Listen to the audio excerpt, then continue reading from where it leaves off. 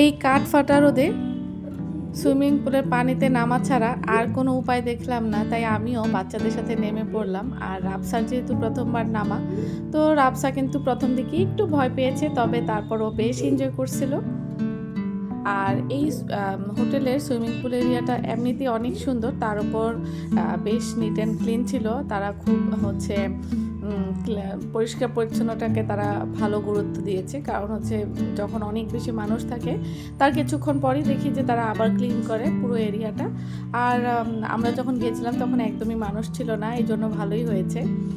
একদম আমরা প্রাইভেট পুলের মতো আসলে এনজয় করেছি।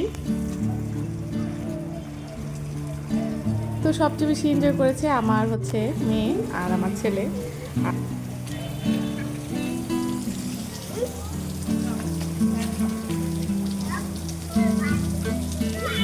যেহেতু ছোট বাচ্চা সাথে দুইজন, তাই আমরা খুব বেশি পানিতে থাকিনি। আমি রাবসাকে নিয়ে আগেই উঠে গিয়েছি, তারপর ফ্রেশ হয়ে নিয়েছি। এখানে আলাদা চেঞ্জিং রুম আছে, শাওয়ার নেওয়ারও ব্যবস্থা আছে, মেয়েদেরও আলাদা আছে, ছেলেদেরও আলাদা আছে। এই জিনিসটা বেশ ভালো লেগেছে। আর তাছাড়া বাইরেও ব্যবস্থা আছে। তো ওরা বাপ ছেলে সেইখানে সময় কাটাচ্ছে, আর আমরা এখানে আমি।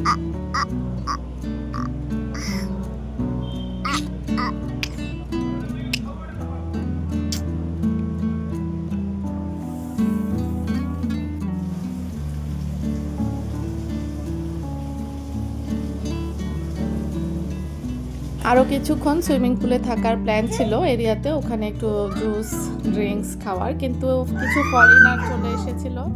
তো ওরা সাথে বেশ আনকমফোর্টেবল ফিল করছিলাম আমরাই, কারণ ওদের বুঝতেই পারছেন ফরেনার। সো চলে এসে আমরা রুমে এসে আবার শাওয়ার নিয়ে ফ্রেশ ট্রেশ হয়ে খাওয়া দাওয়া করে ঘুম দিয়েছিলাম।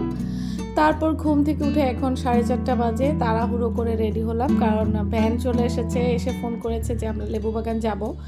তো প্ল্যান ছিল আমার শাড়ি পরার, কিন্তু যেহেতু রাবসা অনেক ছোট, ও আমাকে নিয়ে শুয়েছিল, তো আমি শাড়ি পরার আসলে কোনো টাইম পাইনি। আমি এই একটা 3 পিস এনেছিলাম শুধুমাত্র, তাও সেটা যাওয়ার দিন পরে যাওয়ার জন্য, যেহেতু টায়ার্ড থাকবো, তাই যাওয়ার দিন জার্নির জন্য এনেছি।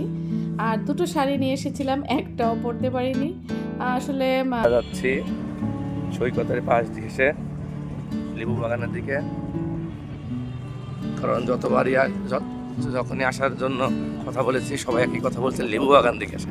কি আছে লেবু বাগান? I am very excited about লেবু বাগান। আমিও এক্সাইটেড, রাবসাও এক্সাইটেড, সে বলতেছে দেখছো আমরা এই বিচেই আসিনি, এই যে আজকে আসবো। ছোট বাচ্চা নিয়ে আসলে ট্রাভেল করলে এরকমই হয়, আপনি যতই প্ল্যান করেন আপনার প্ল্যান মতো কিন্তু কিছুই হয় না। যেহেতু যেমন আমরা আরও অনেক কিছু ট্রাই করতে পারিনি, ফিশ ফ্রাই, আরও অনেক কিছুই আসলে সমুদ্রের ধারে আসলে কিন্তু ট্রাই করা হয়, যেটা হয় না ছোট বাচ্চা নিয়ে আসলে, কারণ আমরা সমুদ্র বেশিক্ষণ থাকতে পারিনি, কারণ রাবসা ভয় পাচ্ছিল, আর আমি একলা ওর বাবাকে আর রাইফকে একলা বেশিক্ষণ পানিতে থাকতে দিতে চাইনি। আর এত বেশি গরম পড়ছিল যে সমুদ্রে এসেও বেশিক্ষণ থাকা যেত না ছোট বাচ্চা নিয়ে। একলা আসলে বা বাচ্চার সাথে না থাকলে সেটা কিন্তু আলাদা বিষয়, বাট ছোট বাচ্চা যখন সাথে থাকে এখানে অনেক কিছুই মেনটেন করতে হয়, বাচ্চাদের সেফটি জিনিসটা সব থেকে আগে। তারপর আমরা এই সুন্দর একটা পরিবেশে বিকালের ঠান্ডা ঠান্ডা একটা আবহাওয়ায় একটু একটু রোদ ছিল, আমরা লেবু বাগানের উদ্দেশ্যে রওনা হলাম। আর দেখতে পাচ্ছেন যে কত সুন্দর আসলে এই জায়গাটা, এই এরিয়াটা কিছুটা মেরিন টাইপের মতোই, মানে আমার কাছে কিন্তু বেশ ভালো লেগেছে। কক্সবাজার থেকে খুব বেশি যে মানে বোরিং ফিল হয়েছে কুয়াকাটা তা না, আমার বেশ ভালো লেগেছে কুয়াকাটা।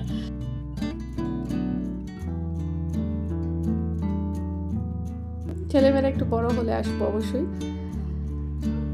তো আমরা এখন লেবু বাগানের উদ্দেশ্যে যাচ্ছি। আজকে আর আমি খুব বেশি বড় করব না ভিডিওটা, ছোট ছোট করে ভিডিওগুলি দিচ্ছি, যেহেতু ভিউ কম তাই লং করে কোনো ভিডিও আর দিচ্ছি না আমি। তা আশা করি আমার এই কুয়াকাটা ট্রাভেল ভিডিওগুলি আপনাদের ভালো লেগেছে। আমি যতটুকু পারেছি শেয়ার করেছি আসলে। এখানে কিছু শুটকি মাছের বাজার ছিল, এটা যাওয়ার সময় আসবো, তো এখন যাচ্ছি, একটু ভিডিও করলাম আর কি। তবে লেবু বাগানের মানে কাছাকাছি যাওয়ার পরেই আমার মনটা অনেক ভালো হয়ে গিয়েছিল, কারণ এত সুন্দর আসলে জায়গাটা। আরও কিছুটা সময় যদি থাকতে পারতাম তাহলে না বেশ ভালো লাগতো। যেহেতু ছোট বাচ্চা নিয়ে এসেছি, আমি খুব একটা সন্ধ্যা করতে চাইনি, এমনিও সন্ধ্যা হয়ে গেছিলো। তারপরও আমার খুব ভালো লেগেছে এই এরিয়াটা। আশা করি আপনাদেরও ভালো লেগেছে। তো আমি আজকের মতো এখানেই বিদায় নিচ্ছি। সবাই ভালো থাকুন, সুস্থ থাকুন। দেখা হবে আবার কোনো নেক্সট ভিডিওতে। ততক্ষণ পর্যন্ত আল্লাহ হাফেজ। আগে তাকাও দিয়ে